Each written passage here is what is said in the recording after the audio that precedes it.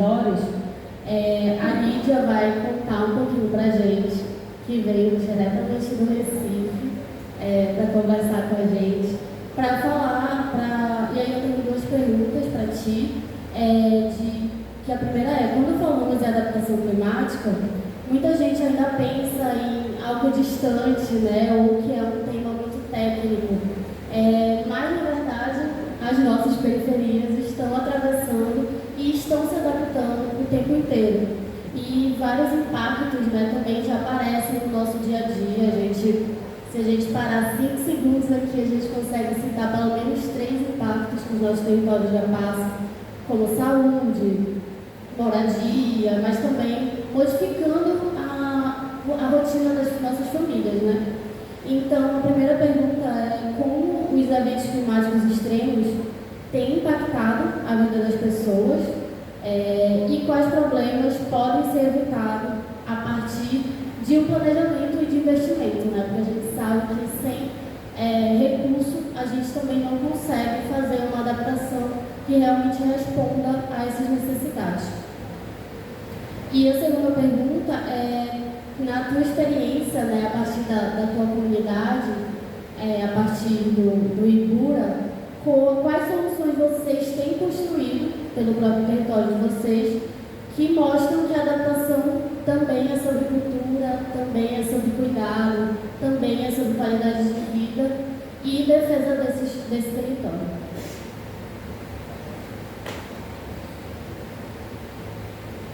Boa tarde, minha gente. Primeiro, agradecer assim, imensamente o convite, né, de estar aqui conhecendo esse território, né, nesse evento que é tão importante de reunir essas potencialidades, reflexões sobre o impacto da crise climática nas nossas vidas e as diferentes dimensões.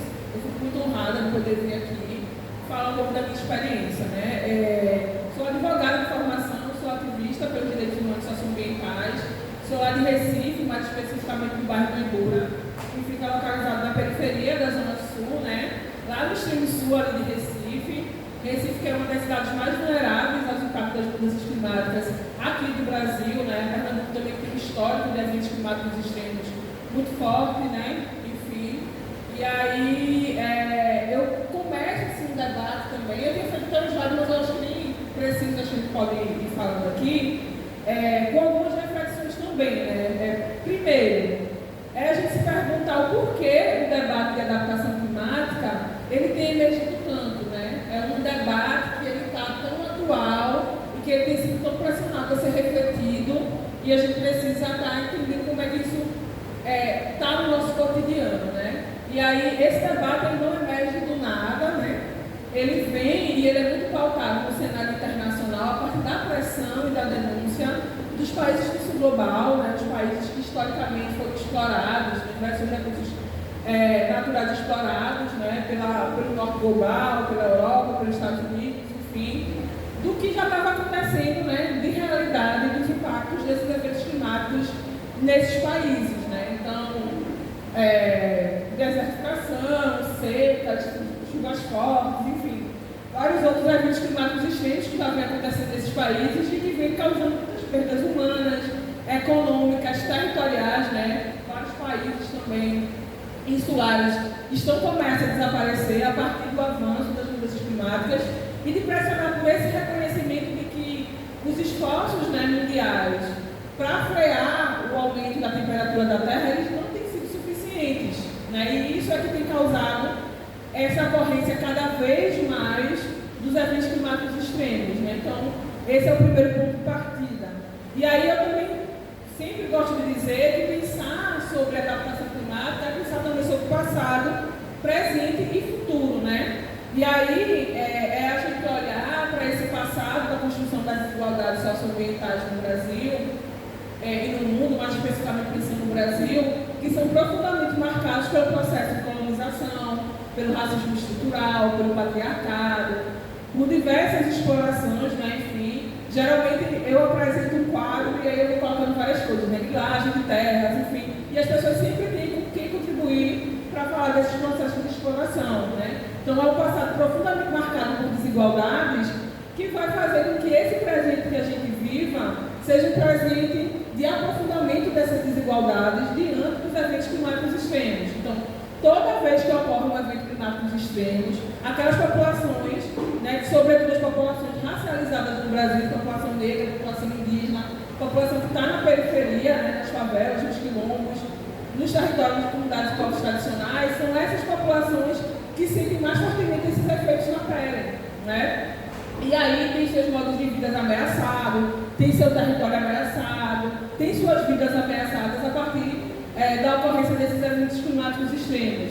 E isso muito parte da gente ter um processo de urbanização no Brasil altamente excludente, né? A construção dos espaços sociais, a construção das cidades no Brasil é um processo, né, que ainda está em curso, mas foi um processo também altamente excludente, né, que vai colocando essas populações para a margem dos grandes centros, né, e fazendo com que essas populações sejam obrigadas e forçadas a ocupar os espaços urbanos de forma irregular, muitas vezes sem a condição de um planejamento adequado, né.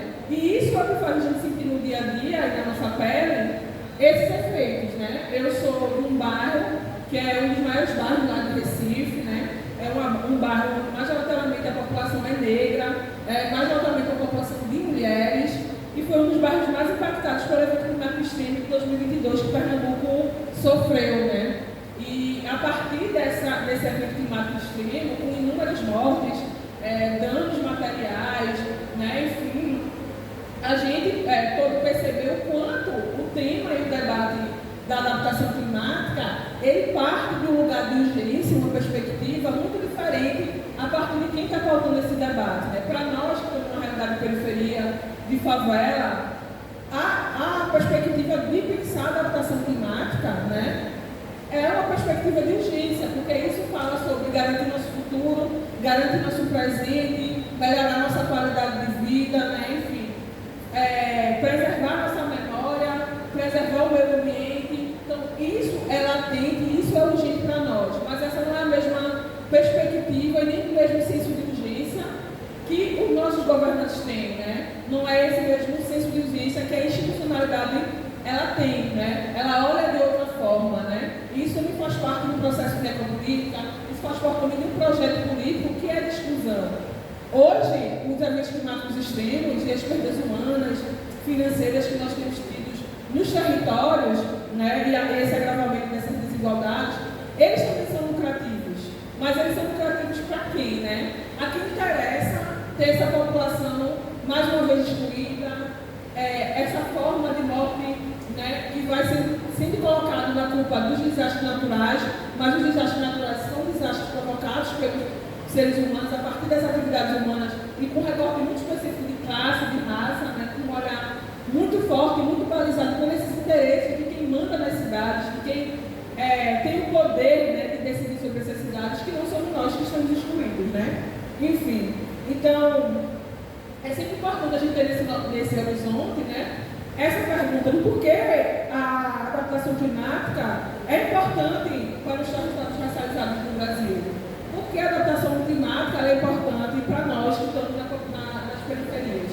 Porque a gente precisa se inteirar dessa pauta e fazer uma luta cada vez mais qualificada para defender nossos territórios, né?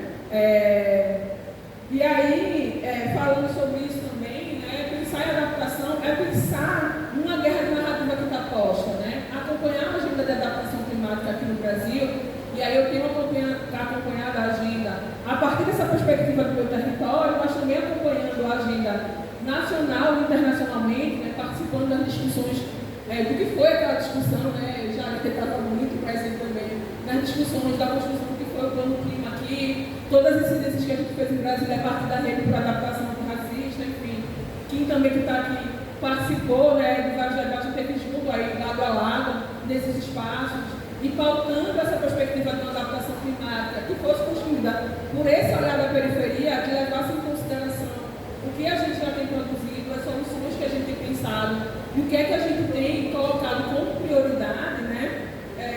E no âmbito internacional também, a luta pela garantia do reconhecimento das populações afrodescendentes, né? Por dados desagregados, pelo financiamento, a disputa pelo financiamento climático, tudo isso que vai fazer ser possível que a adaptação territórios, né?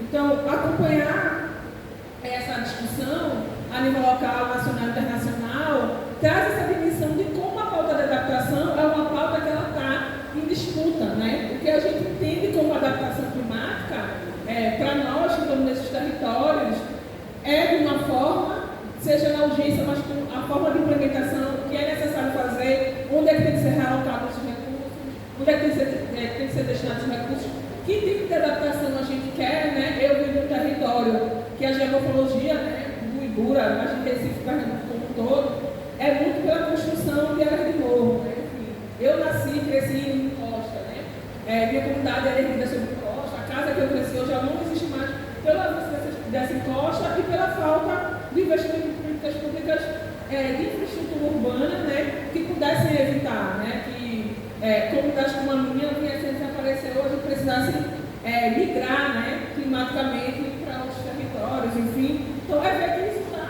é uma narrativa que ela está em disputa, e que a gente tem feito essa disputa a partir desse olhar do que é importante para nós, né, que estamos no território. Mas que existe também uma grande incidência de vários setores econômicos e políticos dentro da agenda, pautando a adaptação de outra perspectiva, né? Então, isso é importante a gente ter no nosso horizonte, né? Quando a gente fala sobre adaptação, sobre a importância da gente pensar em planos comunitários de redução de risco, sobre a importância da gente debater e entender que a construção de grandes áreas de costa, só com a concretização, tem gerado ilhas de calor e outros impactos nos territórios, e que isso precisa ser rediscutido, que a gente precisa fazer de outra forma. Quando a gente pauta, né, essas questões, a partir de um olhar de quem vive no território tem que ter sentido. Mas tem outros setores, como o setor do transporte, outros setores que também têm pautado a adaptação nessa perspectiva do acúmulo do lucro, do acúmulo do capital, né? A gente vê em Pernambuco e na região nordeste como um todo a instalação de parques eólicos, por exemplo. E o que isso tem sido, o que isso tem afetado as comunidades populacionais, comunidades quilombolas, comunidades indígenas que estão no interior do nosso estado, com a instalação desses parques eólicos, sob a justificativa da perspectiva da adaptação, de pensar numa energia limpa, numa energia renovável que tem servido a quem? A, mais uma vez, o acúmulo do recurso, do capital, e não de poucos, né, para a iniciativa privada. Enfim, então, discutir a adaptação climática é entender que a gente está numa guerra de narrativa e que essa discussão ela precisa ser o tempo todo disputada, né? E é pensar também a quem interessa, né? A quem interessa essa indústria de morte, essa indústria do desastre, né? É pensar que a gente, eu penso sempre, gosto sempre de discutir a partir da perspectiva desse tripé, né? Existem soluções que são implementadas a partir dos territórios. Eu poderia falar em números, né, a partir da minha própria experiência com Ibura Cultura, mas várias outras organizações que estão aqui presentes, né, que estão participando desse evento, poderiam também citar, né? Lá a gente está fazendo uma captação de água de chuva, um levantamento dessa forma, plano comunitário, enfim, são várias hortas urbanas comunitárias, são várias soluções que estão sendo implementadas, mas essas soluções elas sempre esbarram na burocracia e na institucionalidade que não absorve essas soluções como políticas públicas viáveis. E por quê? Porque essas soluções elas não são absorvidas e elas não são implementadas. Essa também é uma questão que a gente precisa levar. E eu sempre falo desse tripé, né? Uma participação social efetiva. A gente vive numa democracia que é, para além de representativa, ela é participativa, ou seja, não é só o voto, a gente precisa também estar nesse lugar de disputar os espaços, mas as formas de participação institucional, elas sempre foram muito difíceis de conseguir engajar o nosso povo, né? De estar na participação dos conselhos, das conferências, enfim. É uma forma de participação que a gente precisa debater amplamente, que mais afasta do que consegue participar, e ainda assim o que é discutido nesses espaços muitas vezes não é considerado. A gente não está no início do pensamento da formulação da política, a gente não está no processo de implementação dessa política e muito menos no processo de fiscalização. Então a participação social é totalmente inefetiva. É pensar também no processo de governança climática que não leva em consideração as pessoas que são diretamente atingidas, pensando e gerindo esses recursos na forma de implementação, enfim. Então isso também precisa ser discutido. E pensar também que a gente tem um orçamento público que muitas vezes a questão climática ela não é considerada nos municípios, nos estados, né? Enfim, pouco é destinado, ou quando é destinado também tem um nível de burocracia muito grande. falta de efetividade, né? Então, hoje no Brasil a gente tem gastado muito nas respostas ao desastre, quando esses desastres já acontecem. A partir que o desastre acontece, há uma verdadeira abertura da torneira dos cofres públicos para pensar, né, nesse pós-desastre e como chegar nesses territórios que foram atingidos, mas a gente já teve várias perdas humanas, econômicas, culturais, enfim, muito grandes e que não vão conseguir ser reparadas, né? E aí a gente não faz esse cálculo inverso de quanto a gente deveria investir na prevenção, e na prevenção é pouco investido.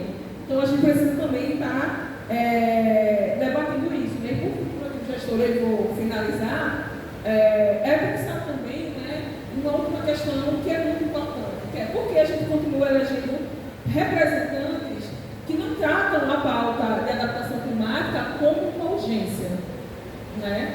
Então, quando a gente pega os estudos organizados, muitas vezes pela própria sociedade civil, porque a falta de dado público em relação a isso também é muito grande, a gente vai pensar, pegar um panorama dos 26 estados mais o DF, né, mais o Distrito Federal, e a gente vai ver quem tem avançado em políticas de adaptação. São poucos estados que avançaram nas políticas de adaptação.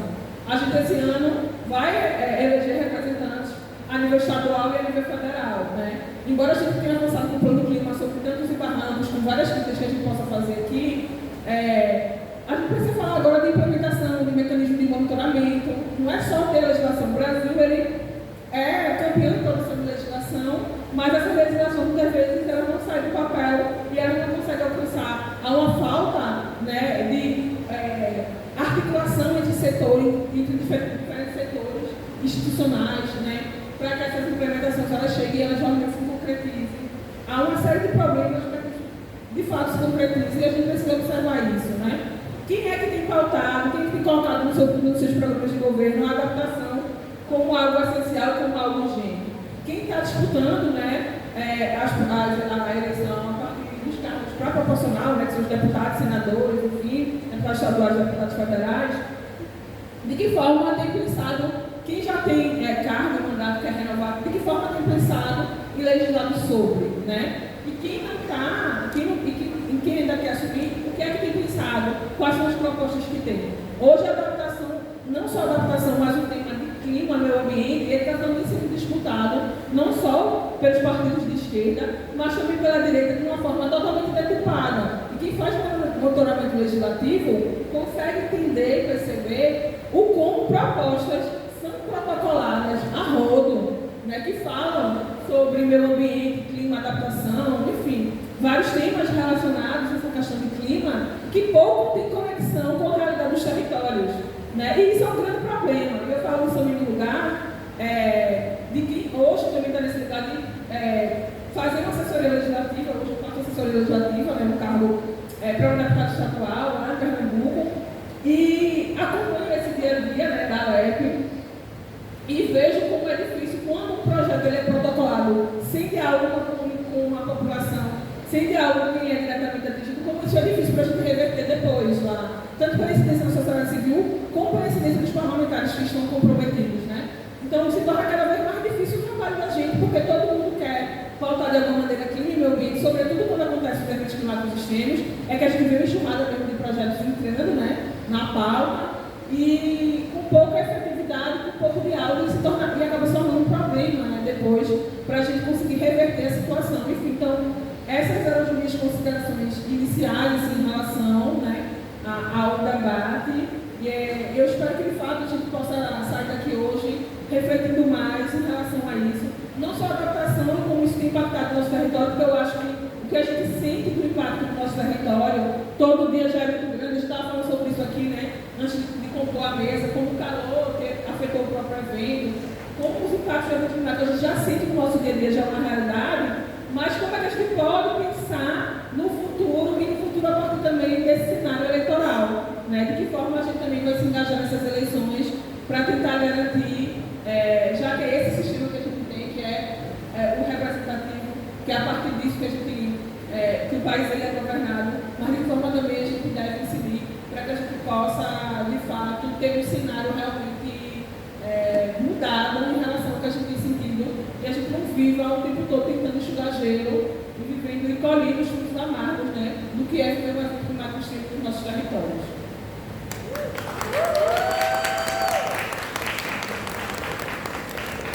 Bom, acho que a fala da Lídia ajuda a gente a perceber que a adaptação ela vai muito além de um plano, né, de algo técnico ou de algo que foge da nossa realidade, né? O nosso território já passa, né, por problemas que estão resistindo e se adaptando o tempo inteiro. E um dos problemas também, a partir da fala da Lídia, é quando esses planos ou, enfim, todos esses diálogos que ocorrem lateralmente aos nossos territórios não conseguem responder, né, a essas demandas e trazem soluções que não conversam nem um pouco com o nosso território e até causam mais problemas, né? Então, muito obrigada, Lídia. O outro bloco agora é Juventude, Racismo Ambiental e Cobrança Política. E eu vou convidar a Larissa Barros, que, como eu falei, é do Utopia Negra, do Amapá.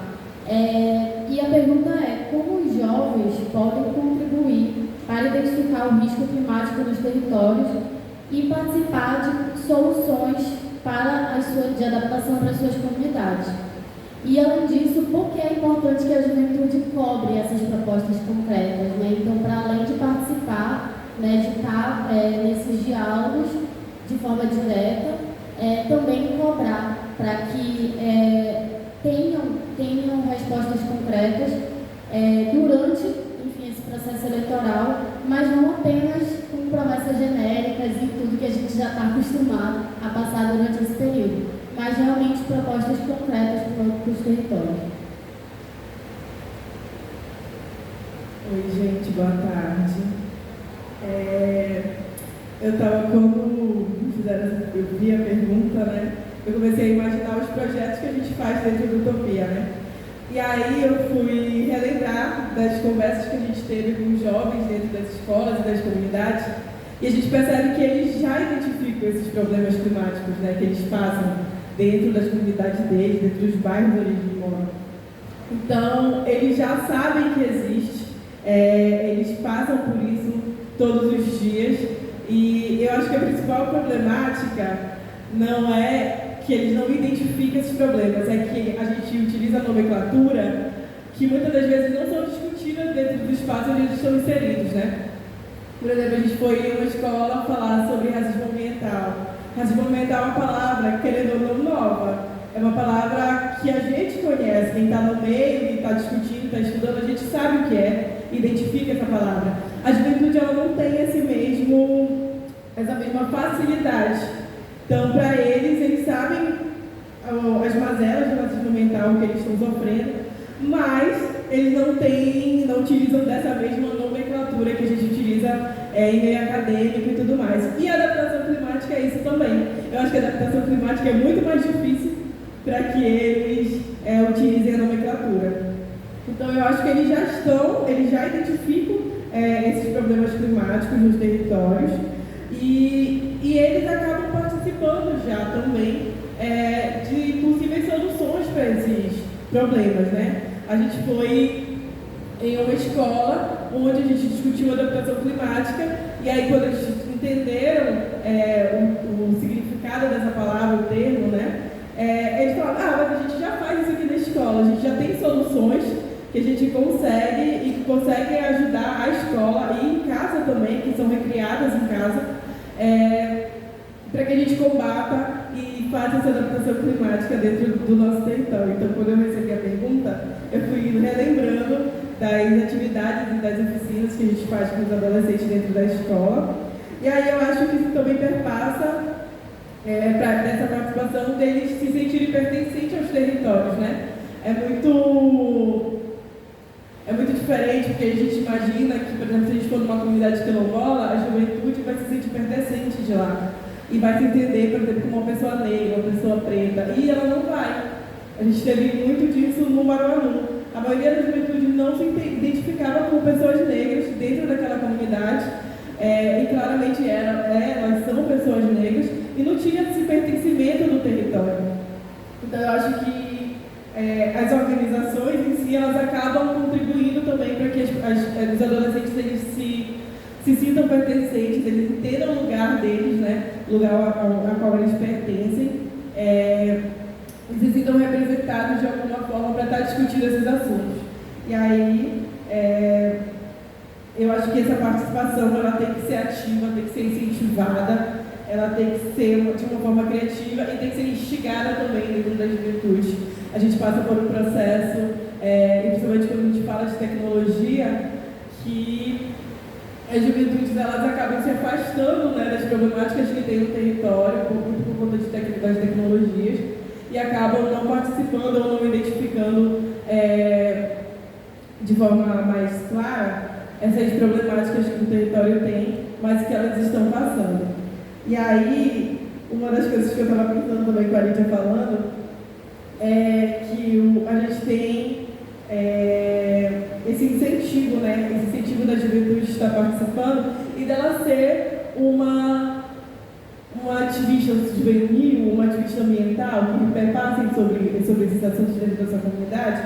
Então, a adaptação climática ela acontece. A gente percebe muito isso. Inclusive, percebemos no Maranu, quando a gente instalou a fossa séptica, que as juventudes tinham esses outros meios de adaptação dentro das suas casas e elas só não são parabenizadas por isso, ou não são incentivadas a fazer. E eu acho que as eleições, elas vêm, e aí isso é muito importante a gente continuar falando das problemáticas das eleições e de como elas são importantes para que a juventude consiga eleger pessoas que estejam discutindo sobre. Quando a gente fez um projeto que falava sobre eleições, que é o Circuito de Conexões Climáticas, a gente percebe que as juventudes não querem se envolver nas políticas, né? Elas não têm esse desejo de estarem conversando sobre política, de estarem debatendo sobre política, porque perpassa muito das questões de tudo de negativo que envolve estar inserido dentro da política.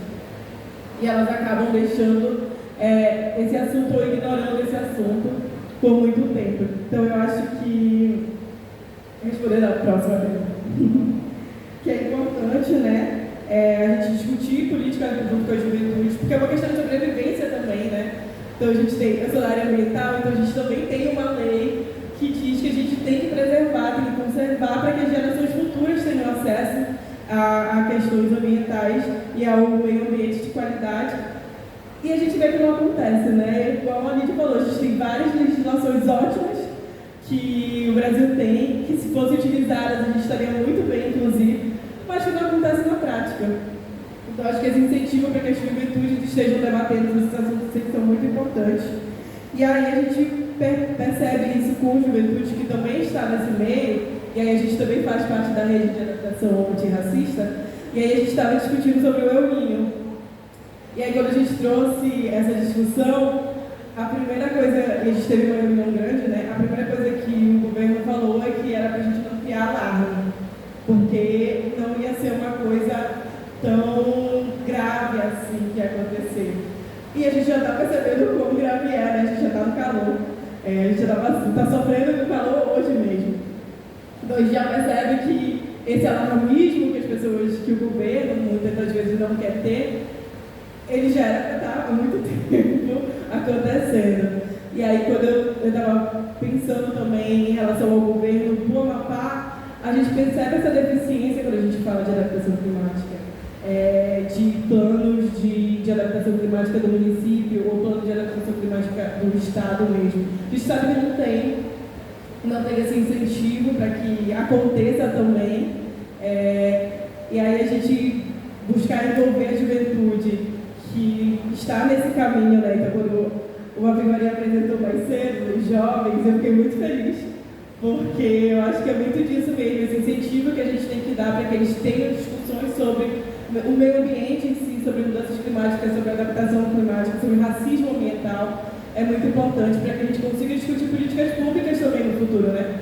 Porque são eles que vão estar ou nesses cargos ou vão estar votando em pessoas que vão estar em cargos representando a gente.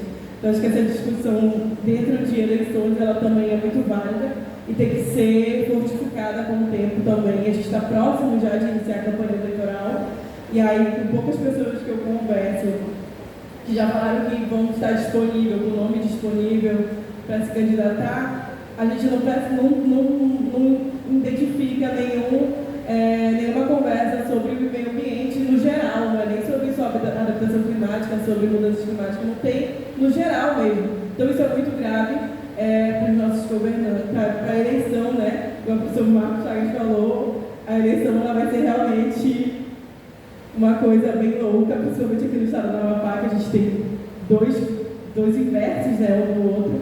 Então, eu acho que, para encerrar, esse incentivo da juventude, estar por dentro desses assuntos, estar discutindo esses assuntos, das nossas organizações estarem nesse espaço e incentivar que eles discutam é muito importante. Eu acho que esse espaço também serve para isso.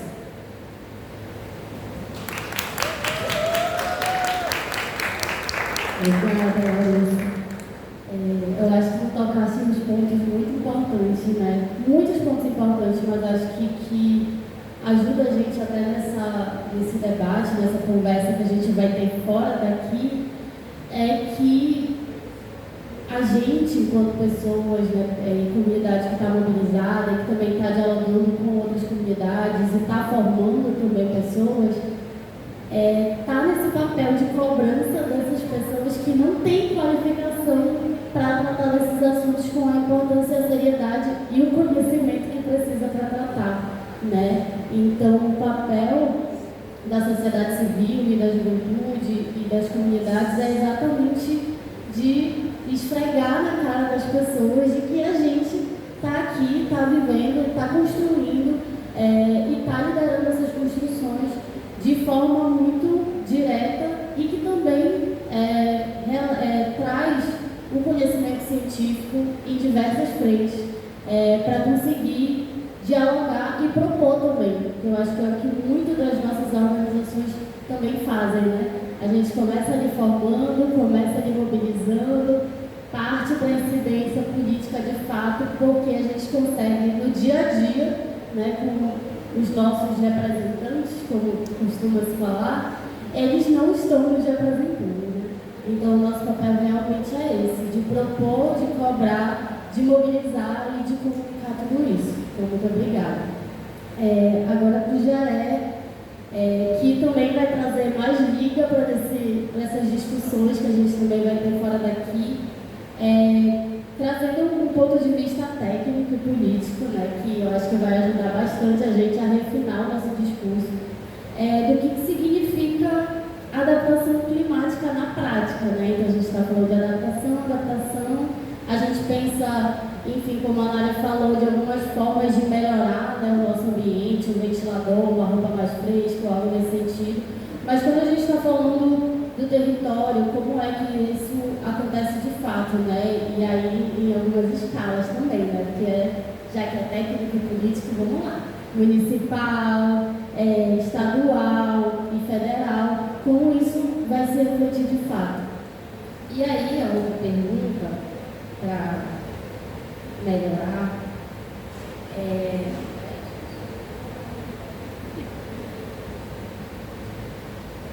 quais sinais também ajudam a identificar que uma proposta, se uma proposta eleitoral, ela realmente contempla a adaptação climática, né? Porque, enfim, a gente sabe que tem todo o greenwash e o discurso que é usado, né? Então, muita coisa também é maquiada. A gente acabou de passar por um processo de COP no Brasil e a gente viu, né, que muita coisa não funcionou. E como identificar isso, né? Que o que o cara está falando realmente faz sentido para a adaptação, mas não só a adaptação de forma ampla, né? Mas de forma contextualizada para os territórios. Perfeito. Boa tarde, gente. Eu sou o Jaré, vou apresentar bem rápido e vou tentar responder, porque eu acho que são perguntas bem complexas também. Em primeiro lugar, queria pedir licença para chegar, minha primeira vez na Amapá, queria estar aqui, somente dividir a mesa com vocês, né? Conhecer o trabalho da Larissa, estar aqui com a Lídia, que eu também já conheço há bastante tempo, a gente atuou juntos na rede para a adaptação antirracista, e Camila, que a gente se conhece há muitos milhares de anos do ativismo. Meu nome é Jaré aqui de Feira, Pinagé. Eu sou um jovem indígena da etnia Pucama, do estado do Amazonas. Eu venho de uma região que é o Alto Solimões, né? Venho de uma comunidade chamada São Paulo de Ordense, um município chamado São Paulo de Ordense. Ao redor dele tem uma comunidade que é a Santa Rita do El, que é de onde eu venho, de onde a minha família vem. Então, eu, enfim, tive múltiplos cenários assim, territoriais, né? Cresci uma parte também em Manaus, na capital do Amazonas, são realidades muito diferentes. E sou biólogo de formação. E atualmente eu também co-coordeno junto com outros jovens um coletivo chamado Miriamação, que é o coletivo de indígenas LGBTQIA+, do Amazonas. E tem um tempo já que eu estou trabalhando dentro da agenda socioambiental, há mais de 10 anos.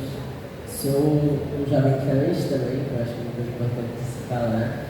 Enfim, a partir das minhas vivências, da realidade do meu território, da minha formação também política e dos espaços que eu fui ocupando, eu comecei a entrar nessa discussão super importante da adaptação climática. Né?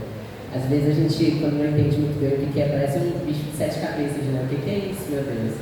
E aí, quanto mais a gente vai entrando nessa discussão, mais a gente vai aprendendo, mais a gente vai tocando também com os territórios, mais a gente vai entendendo o que é essa adaptação. Assim. E aí eu gosto de explicar, né, o que seria essa adaptação na prática, como, né, a definição que eu dou normalmente é essa. Assim, o que é adaptação? Adaptação são todos os passos que a gente precisa ter de adaptar, né, de preparar o território para lidar com os impactos das mudanças climáticas, sem que isso aumente ainda mais desigualdades, né, como já foi dito anteriormente. Então a gente tem que adaptar aquele território, e aí é importante que seja uma adaptação específica, né? Os territórios são muito diferentes, e aí eu acho que isso já é um gancho da segunda pergunta também, como que a gente garante que uma adaptação é bem feita, quando ela também é específica, quando ela olha para a realidade daquele território, daquele bairro, daquela rua, daquela comunidade, daquele quilombo, daquela aldeia, e a partir daquela realidade se pensa nas formas de se adaptar, né? Sempre levando em consideração os modos de vida daquelas comunidades, daquelas populações. E aí vou trazer um pouco também dos exemplos do meu território para explicar um pouco como eu vejo isso.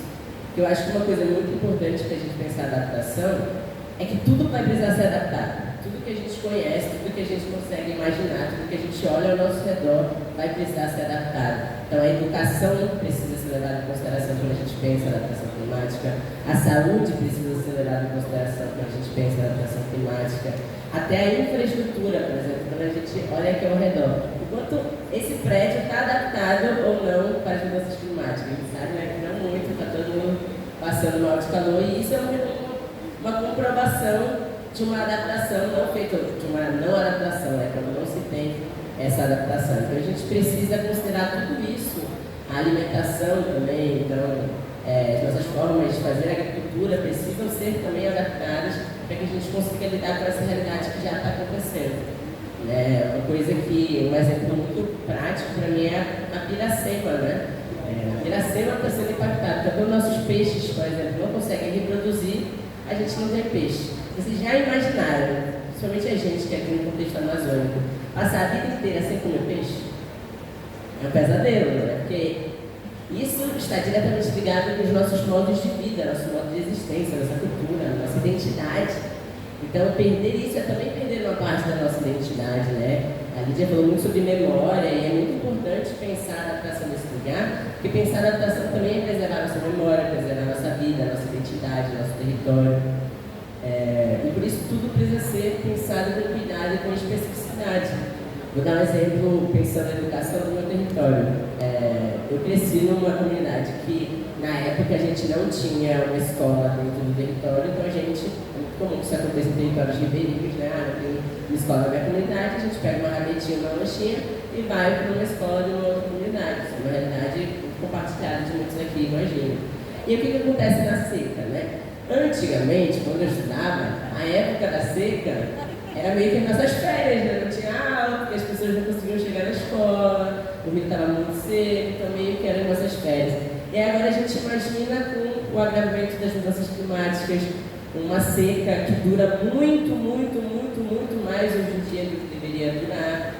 Como que as nossas crianças, como os nossos jovens, que precisam acessar outros territórios para ir numa escola, para ter acesso a qualquer tipo de poste de saúde. Como que ficam esses jovens, essas crianças, se não se consegue transitar?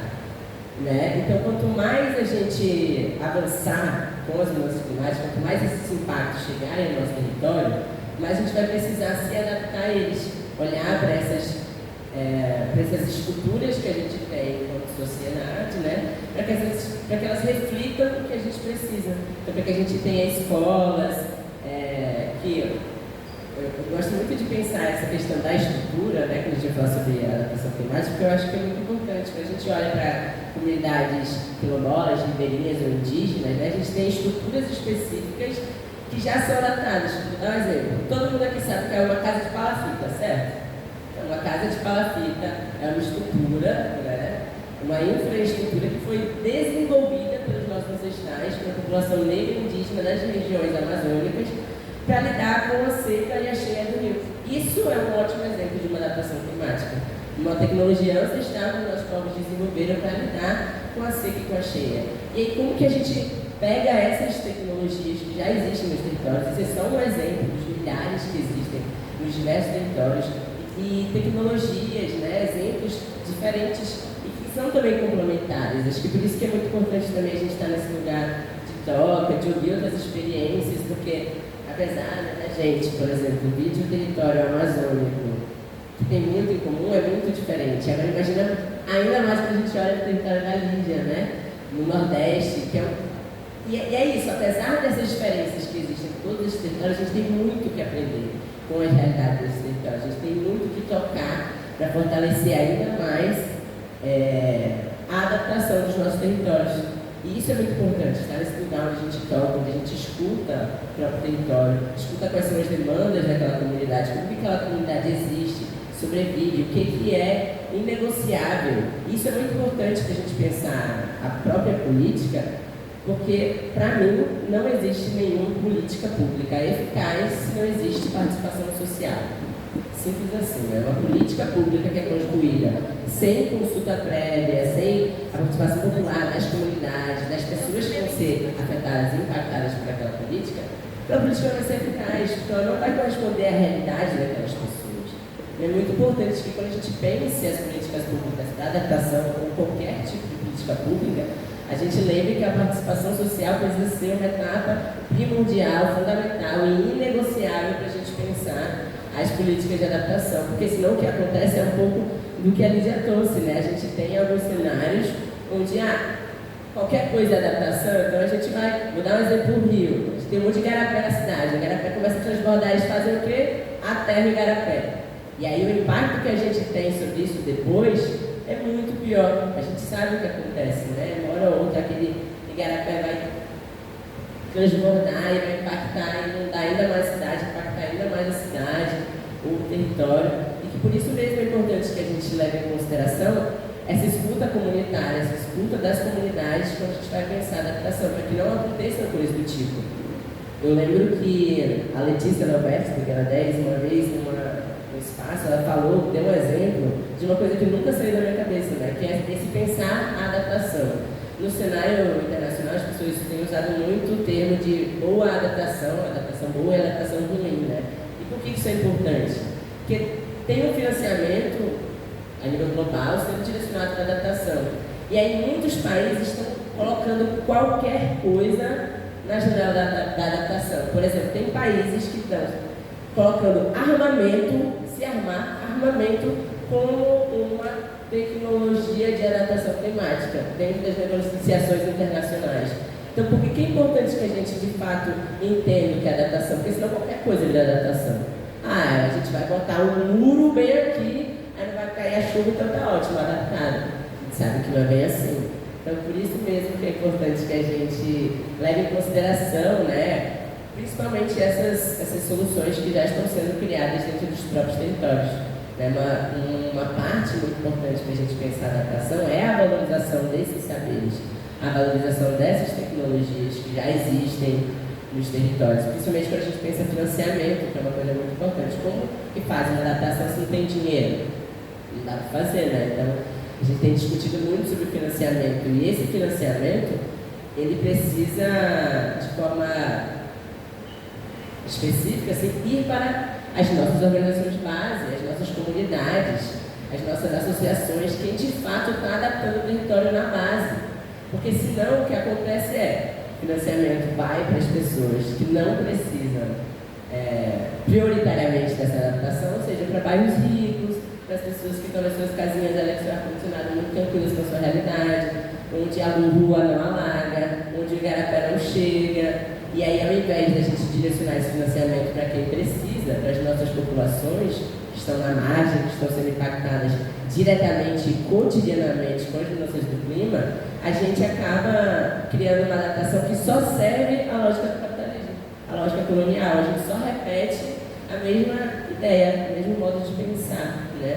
Então, por isso mesmo que quando a gente pensa em adaptação, é importante que a centralidade dessa adaptação sejam as próprias comunidades, né? Muito se fala nos debates sobre adaptação sobre as soluções baseadas na natureza, que seriam o quê? Soluções que levam em consideração a natureza como ela já funciona e que aprendem com ela. Mas tem uma outra terminologia que eu acho que é muito importante, que são as soluções baseadas em comunidades. Então, o reconhecimento das soluções que já acontecem nos nossos territórios.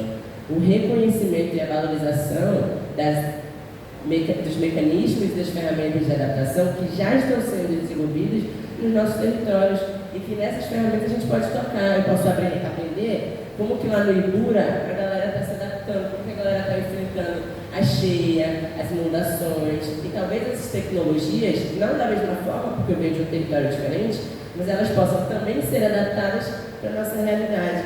E que por isso mesmo que é importante essa participação social para pensar a política. Porque só escutando diversas vozes, múltiplas realidades, múltiplas vivências, territórios diferentes, a gente vai garantir uma política que vai ser eficaz, que vai ser acessível e uma adaptação que seja, antes de qualquer coisa, justa.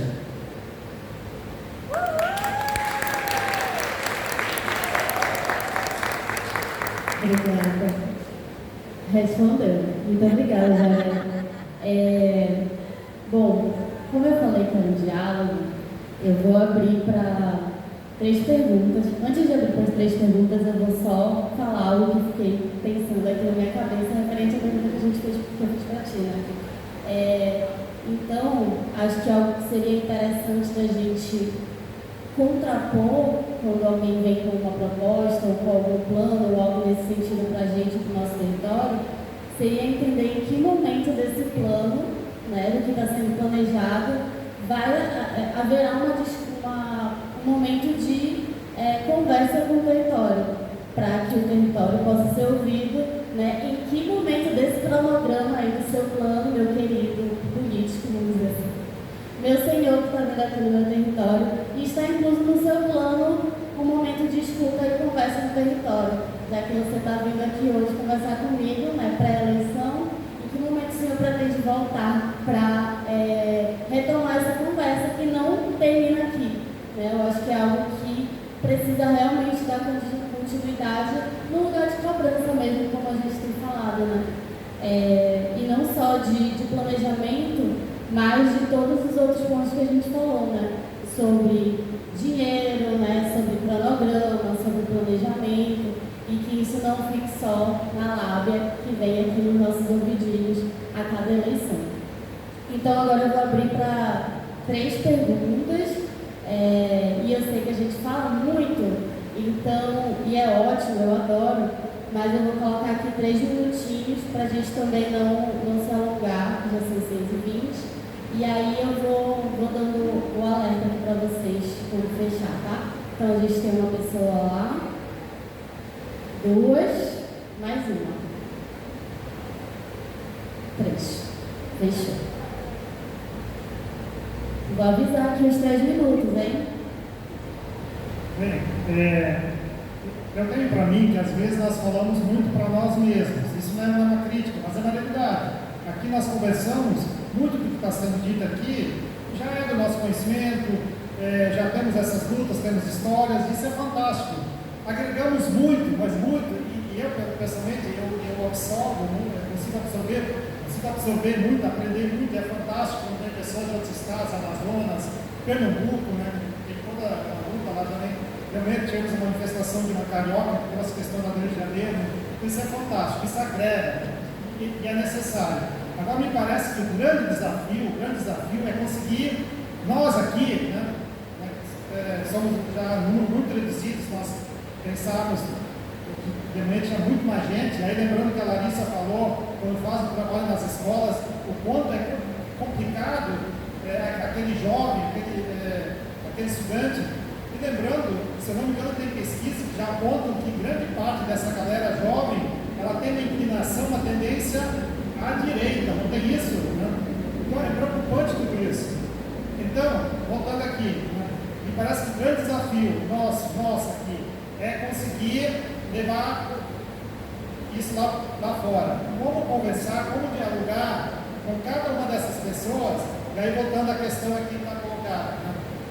Adaptação climática. E como daqui a pouco esses candidatos estarão na nossa porta lá, querendo pautar a fala, o discurso deles, né? Que sempre é um discurso bonito, eles parecem igual, todo mundo fala bonito, tem candidata metendo a mão sujando a mão, limpando na calça, tem candidato que está abrindo casa para mostrar, algo assim que fantástico, isso não serve mais. Vamos nós pautar. Questão de ordem, você vier lá com um discurso bonito, questão de ordem, pergunta, o que é adaptação climática? Tem candidato que vai colar, que não vai conseguir responder. Mas, perguntar, qual é o seu partido? Isso é questão fundamental, importantíssima. Aí outra questão, vai dizer qual é o partido, vamos perguntar como o seu partido vota pautas da causa climática, da questão climática, aquilo que a advogada Lídia falou lá do Pernambuco, lá do projeto que ela me ensinou, que tramitam, porque essas questões interessam a todos nós. Vamos nós pautar esses candidatos, parar com esse discurso bonito, encantador, né, que esse eleitor, todos nós não aqui, mas os jovens, né, também outras pessoas que não têm esse esclarecimento, esses candidatos conseguem levar o voto. Isso tem que acabar. Então, para mim, a causa ambiental, a questão ambiental é tema central dessa campanha, central. Tem que ser por aí. Se vier com qualquer discurso, não, peraí, aqui não, nós faltamos, é isso.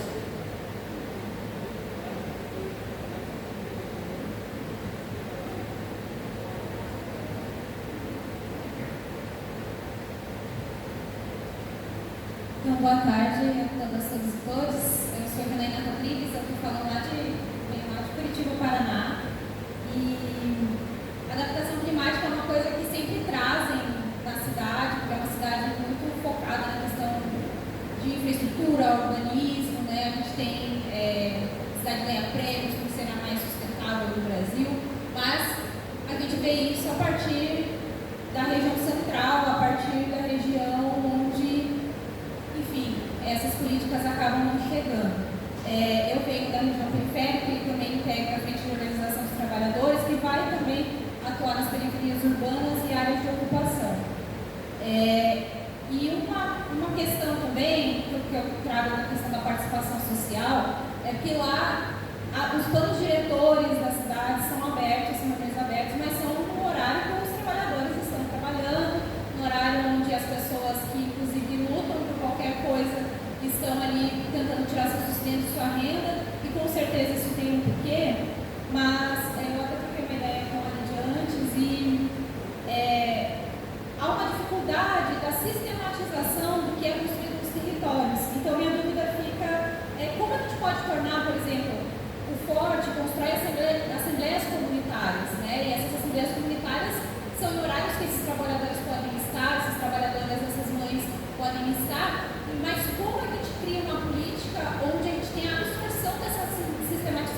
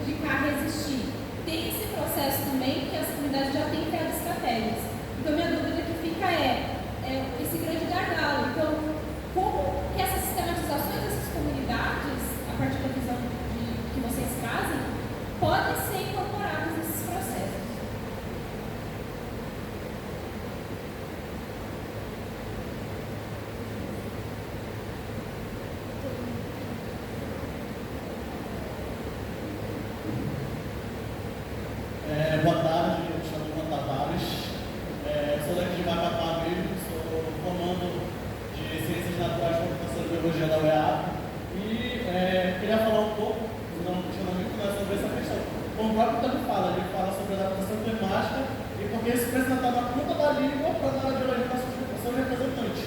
E o meu questionamento é justamente sobre isso.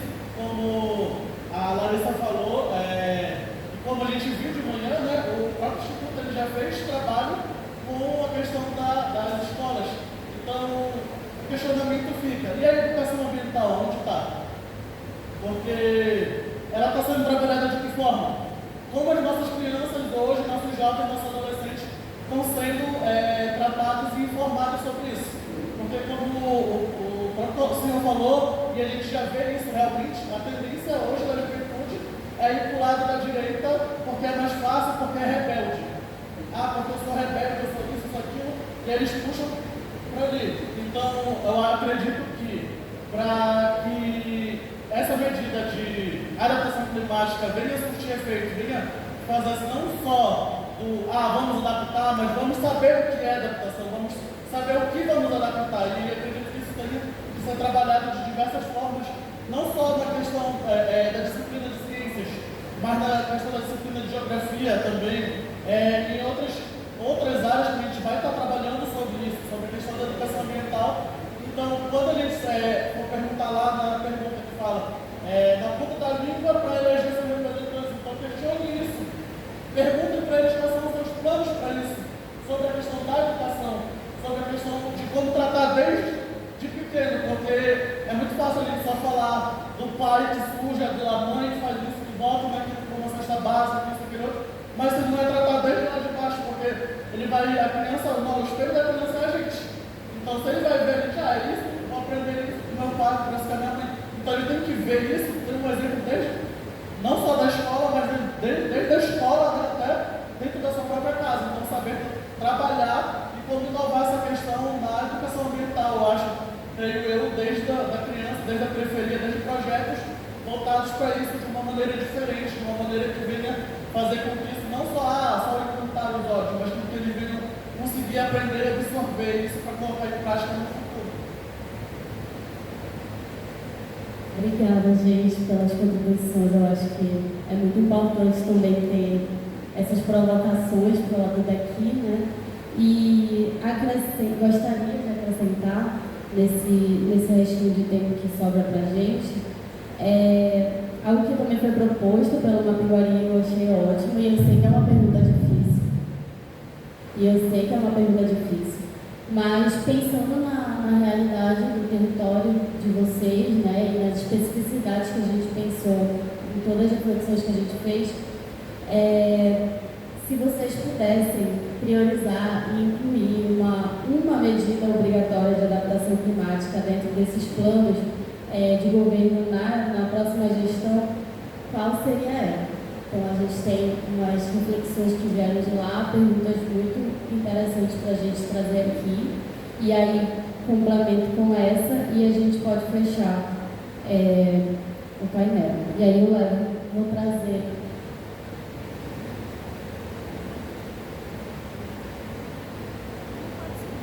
Tá, então eu vou dar 5 minutinhos para vocês fecharem, tá? Para lá, já era para pensar. E aí a gente encerra.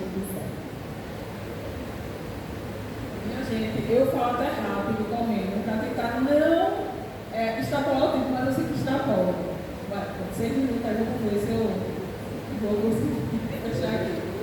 Mas assim, primeiro queria reforçar, né, essa reflexão sobre como a adaptação é um termo em disputa, como a gente está disputando o tempo todo e a gente precisa se colocar nessa disputa sobre o que é adaptação.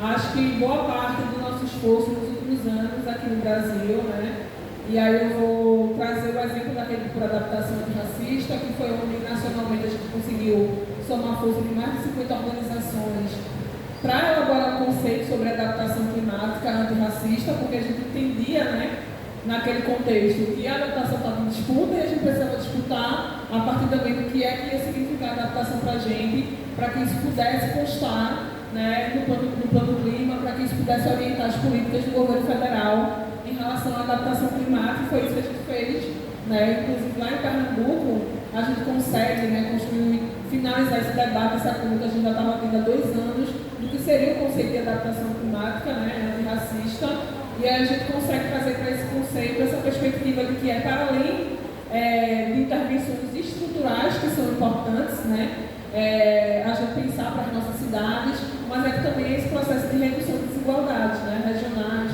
desigualdades históricas que a gente enfrenta, né, porque como eu falei lá no começo, para mim falar da adaptação é sempre pensar passado, presente e futuro. E passado é olhar por esse processo de desigualdades socioambientais que foram sendo construídas historicamente no nosso país e colocando a gente na situação que a gente tem hoje, né? Então, a falta de infraestrutura urbana, saneamento, outras políticas públicas que são básicas e essenciais, a falta delas hoje acumula um processo de ainda mais desigualdade quando ocorre um evento climático extremo, né? Então, primeiro falar isso. E aí, para interagir um pouco também com o que o pessoal trouxe e fechar um pouco com a pergunta que tu fez, dizer que o primeiro companheiro, né, que trouxe algumas questões e falou sobre esse desafio que a gente tem de dialogar. E aí eu entendo que não é um desafio só de diálogo com a juventude, mas é com o nosso povo no geral, né? Enfim, o debate sobre clima, meio ambiente, né, quando ele surge na esfera internacional, quando o debate ele começa a crescer, ele estava sempre sendo pautado nesse lugar técnico, científico, longe e distante das pessoas que sentem a crise climática. E o movimento negro, indígena, sempre fez o processo contrário de pautar o que era importante para a gente. Então, a grande questão é que sempre a narrativa hegemônica sempre foi a narrativa branca, eurocentrada, sobre o que seria o ambiente, quem a gente deveria salvar, o que era o impacto, né? A gente sempre traz aquele exemplo lá dos polares, etc. Para mostrar como isso era distante da gente, mas o movimento negro, o movimento indígena já estava lá desde a concepção, Rio 92, enfim, 70, Estocolmo, todas essas discussões que tiveram anteriores e que foram criando as bases para a discussão da política climática, nacional e internacionalmente, sempre teve a presença do movimento negro pautando, e é o que a gente continua fazendo e resistindo, né? Então esse processo de tentar dialogar com o nosso povo, eu acho que é o que a gente já faz na prática, né? A partir das nossas organizações, né? Tentando fazer esse processo de estar lá, criando esses espaços que são hegemônicos, mas também de estar na ponta, junto com o nosso povo, construindo o que é importante para a gente, um projeto político do que a gente quer para as políticas climáticas, né? E aí o constrangimento, né? Tanto na pergunta do primeiro companheiro quanto no último, que fala sobre essa importância de constranger, essas pessoas que estão se colocando para a disputa eleitoral, ele sempre vai ser uma arma muito importante. Esse é o momento da gente constranger, esse é o momento da gente colocar na parede, esse é o momento da gente escancarar as contradições dessas pessoas que estão se colocando, né, para ser nossos representantes, para a partir daí a gente poder também criar, né, desses espaços de debate e provocar nas outras pessoas que também estão ali acompanhando, que vão ser eleitores também, essa importância da gente pensar mais criticamente sobre esse voto, né, e como esse voto de fato é importante, ele é valioso. Eu estava relendo, né, a Vida Não É Útil, de Krenak, esses dias, e uma passagem que eu estava justamente dizendo nos escritos, né, dizendo assim, se um vereador chega na sua comunidade dizendo que vai se aliar ali na sua comunidade, corra, porque provavelmente ele quer exterminar a sua comunidade, né? Então, uma pessoa que é candidata, uma pessoa que vem fazer esse discurso puramente eleitoreiro, que não teve diálogo nenhum anterior, a gente precisa realmente constranger que dá para correr mesmo, né? É para o choque mesmo, porque senão a gente passa mais 4 anos de retrocesso, né? E assim, por fim, assim, queria falar muito dessas questões dos mecanismos institucionais de participação, que foi uma coisa que eu toquei também na minha fala inicial, sabe? Eu continuo dizendo, né, e lutando para que a gente faça um esforço coletivo de rediscutir esses mecanismos institucionais de participação, né? Minha trajetória acadêmica sempre foi de pesquisa em relação aos mecanismos institucionais de participação da população negra, enfim, hoje no mestrado eu estudo tecnologias sociais e essa dificuldade de ser incorporada como políticas públicas, e é importante a gente dizer que esses mecanismos nunca foram para a gente participar, né? De como a gente sempre esteve muito distante da política institucional. Sempre foi uma questão de discutir orçamento público, discutir política, sempre foi uma questão muito distante da gente, que é até hoje. É sempre difícil, é sempre muito ruim, e foi feito para ser dessa forma, né? Até a forma do próprio sistema político da gente. A gente tem 2 sistemas eleitorais correndo junto, majoritário, proporcional, enfim, até a forma participação e tal. E tudo isso é uma coisa e tal. A gente vive uma sobre a carga de trabalho, de falta de direitos básicos, que vai fazendo afastar. Então, esse processo de participação, ele precisa de fato, né, para a interagir com o que Janaína atrás, a gente está lá da Gabriela, a gente muitas vezes fala construindo soluções e nunca é incorporada, né? Então, por que isso? Porque precisa haver uma revolução na forma de participação que está posta, né? Os mecanismos de conselhos, de conferências, gente, infelizmente está muito defasado, sempre muito minados, né? Com pessoas que estão cooptadas, até gente que é da sociedade civil que estão nos conselhos, quando vê está ali com o governo defendendo.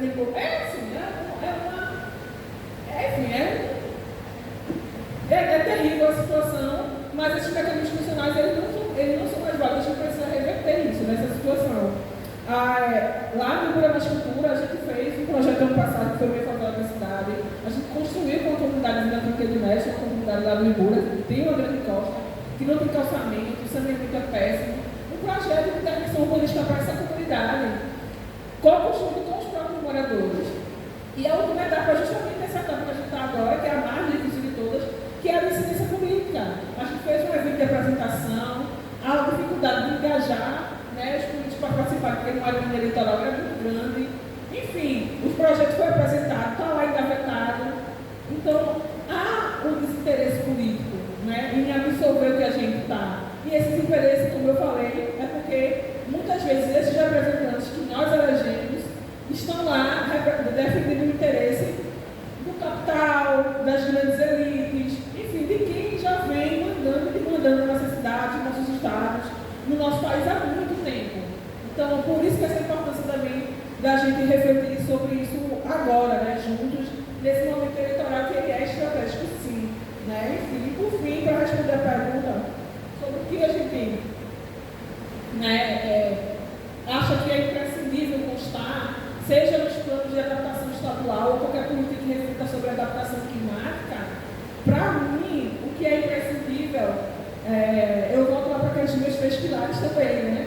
Que é a garantia da participação social efetiva e dessa governança climática com as pessoas que são diretamente atingidas no centro dessas decisões. Não tem condições mais de a gente fazer construir política pública.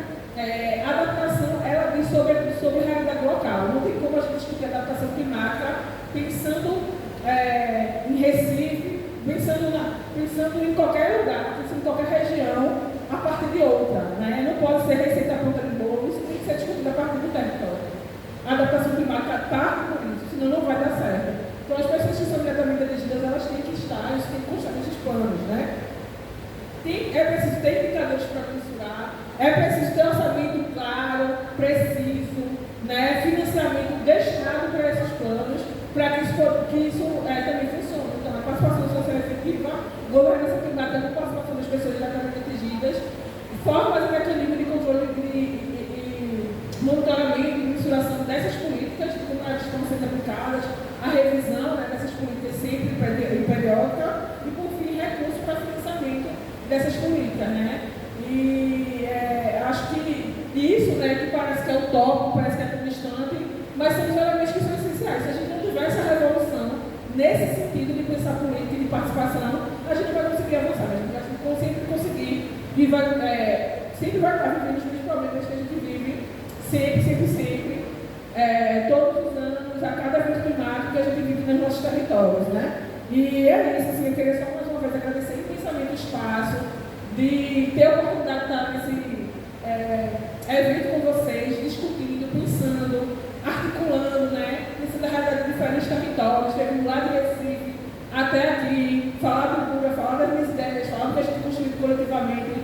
Para mim isso é muito gratificante, eu acho que é isso que vai dando combustível para a gente seguir na luta, né? E é isso, minha gente, vamos seguir em frente, somar essas forças, entender que esse não é um difícil, que a gente precisa estar discutindo as narrativas, e que a gente precisa disputar também esse debate de clima e adaptação climática com as nossas perspectivas.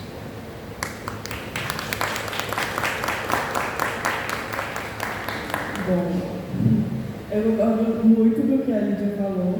Eu acho que, eu estava lembrando, né, de quando a gente começou a discutir sobre petróleo aqui no estado, eu lembro que teve uma audiência pública com a comunidade, foi lá no centro, inclusive, então as comunidades de longe, principalmente que do Oiapoque que vão ser impactados diretamente, não conseguiram nem chegar porque foi anunciado num dia. E aí eu estava lembrando disso, né, de como a participação social ela não é levada em conta, de como as pessoas que vão sofrer com os impactos de exploração e tudo mais, elas não são levadas em conta. E aí, quando eu estava no outro painel, eu lembrei disso também. Eu lembro que a gente fez uma grande manifestação lá na frente para discordar, né? Porque estavam políticos falando, e até o slogan era sobre a favor do petróleo, nem teve a discussão, eles já estavam com o slogan a favor do petróleo. E aí, as organizações que descobriram a notícia movimentaram para ir. Então, eu acho que a participação social é fundamental para qualquer coisa, mas principalmente para a gente ir atrás dos nossos direitos, dos direitos dos nossos territórios, das nossas comunidades. E aí, eu acho que levar em consideração também, e aí quando a gente fala de adaptação, eu estava lembrando que eu li um artigo, e aí nesse artigo tinha uma palavra que me chamou muita atenção, que era fator amazônico. E aí essa palavra me chamou a atenção justamente porque o fator amazônico é para levar em consideração as nossas diferenças, né? A diferença do meu estado, por exemplo, Amapá, é uma ilha, né? A gente só entra avião ou barco. Então, o nosso meio de navegação, de sair e entrar no estado é esse. E eu tenho certeza de que quem veio de longe, veio de outros estados, ficou horas no aeroporto para conseguir chegar aqui. Então, eu acho que esse fator amazônico ele é muito importante da gente levar em consideração quando a gente está falando de adaptação climática também, porque, infelizmente, o investimento, e eu concordo muito com o que o Jaré estava falando, que o investimento que a gente tem em outros estados não é o mesmo que o Amapá precisa quando a gente está falando de problemas climáticos, porque a gente tem questões muito específicas mesmo do estado, né? E aí eu volto a bater na tecla de ter um plano de adaptação dos municípios e do estado. Eu acho que isso é muito importante. A gente tentou começou a discutir a adaptação dentro do Utopia através de um projeto que se chama Colombo Vivo, onde a gente levou tecnologia social. Eu acho que a tecnologia social ela é uma ferramenta de adaptação muito importante que a gente consegue utilizar e que os governos conseguem utilizar também para essa prevenção de desastres. E essa questão, né? Fazer antes do que aconteça, porque não adianta a gente gastar recurso fazendo depois que já aconteceu os problemas, que as pessoas já morreram ou que já teve enchente e tudo mais, porque o gasto é maior, as pessoas já perderam as coisas dela, já perderam recursos financeiros, perderam familiares. Então eu acho que perpassa por muitas coisas. E eu acho que esse assunto de discussão de adaptação climática ele tem que continuar mesmo. Como o colega falou, a gente tem que discutir ele dentro das escolas, tem que discutir ele com a base, tem que falar com as crianças sobre, porque elas que são as maiores divulgadoras de assuntos que a gente leva para dentro da escola, elas que discutem esses assuntos dentro de casa, que às vezes a gente não chega. Então, acho que esse assunto ele tem que continuar sendo discutido, principalmente esse ano de eleição. Acho que ele é crucial que a gente incentive as pessoas a discutirem e a questionarem quem vai estar lá concorrendo, a discutir questões ambientais, porque é a gente que passa por isso o dia todo, eles vão estar lá dentro do ar-condicionado deles, dentro da casa cheia de central, a gente vai estar no calor, estando em transporte público.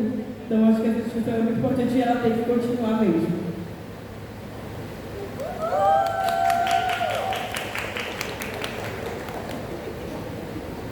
É sempre difícil fechar, né? Depois de ouvir tantas falas incríveis, mas eu vou tentar responder também para muitas coisas. Eu não vou lembrar o nome das pessoas que perguntaram, desculpa, gente, peço desculpa de verdade, mas a primeira colocação foi sobre a gente estar falando muitas vezes com a gente mesmo, né? Eu faço muito essa reflexão, assim, eu acho que é muito comum para nós, principalmente a gente que está há bastante tempo no ativismo, chegar num lugar e todo mundo se conhecer. E eu tenho refletido muito sobre isso, assim, o que acontece quando a gente sai dessa porta daí? Quantos de nós, quando chegamos em casa, conversamos com a nossa família, com os nossos filhos, nossos pais, sobre tudo que a gente discutiu aqui de uma forma simples mesmo, para que eles se entendam, meu dia foi assim, participei, ouvi sobre um painel e foi isso aqui. Porque não adianta de nada a gente também estar aqui e absorver esses conhecimentos, se esse conhecimento não vai ser compartilhado. E eu acho que isso é muito importante, né? A gente tem parado, por exemplo, de trazer as crianças para os eventos. Porque vai atrapalhar, não sei o quê. Isso não existe. É muito importante que a gente... Nossa, seria um sonho que a gente tivesse um monte de curumizinho correndo aqui. Porque é importante que as nossas crianças estejam aqui ouvindo isso, os nossos mais velhos também estejam aqui ouvindo isso, né? A gente precisa fortalecer um debate que seja intergeracional, né? Que tenha a juventude, que tenha as infâncias, mas que também tenha os nossos anciões, nossos mais velhos, né? Que cada um tem algo a contribuir no meio dessa luta, né? E aí uma coisa também que me chamou muita atenção foi a sua fala sobre a educação ambiental, né? Até porque, enfim, não tem como a gente pensar a adaptação climática sem falar sobre a educação ambiental, e dois, sem pensar a adaptação das escolas, né? Sem pensar a adaptação das escolas.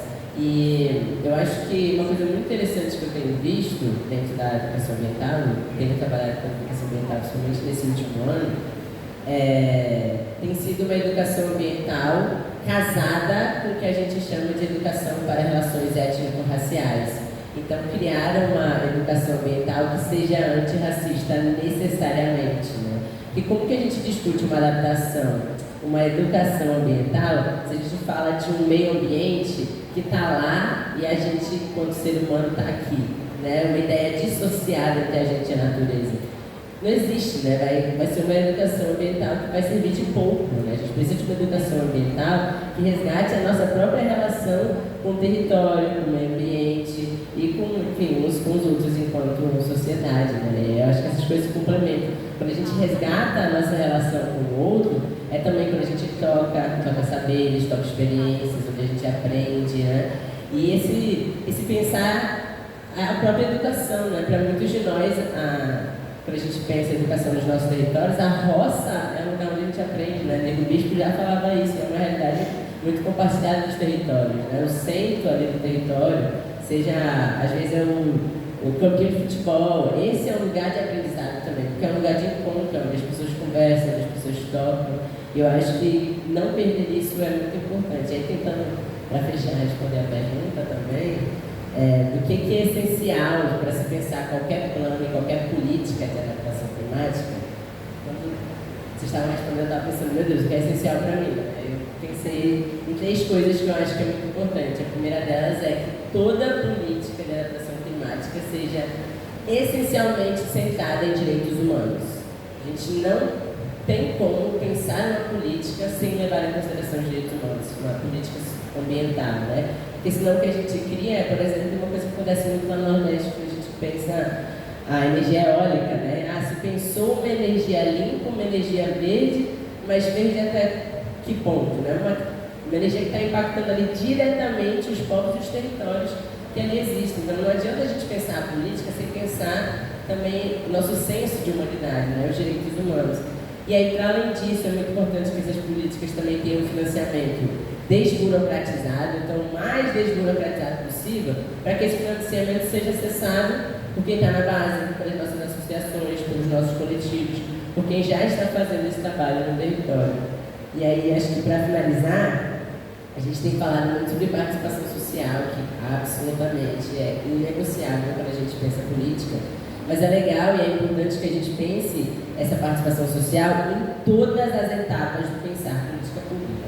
Não é só uma participação que é prévia, a gente vai lhe consultar antes de fazer. Não, a gente tem que estar também no monitoramento, a gente também tem que estar na avaliação dessa política, né? A gente, enquanto sociedade, enquanto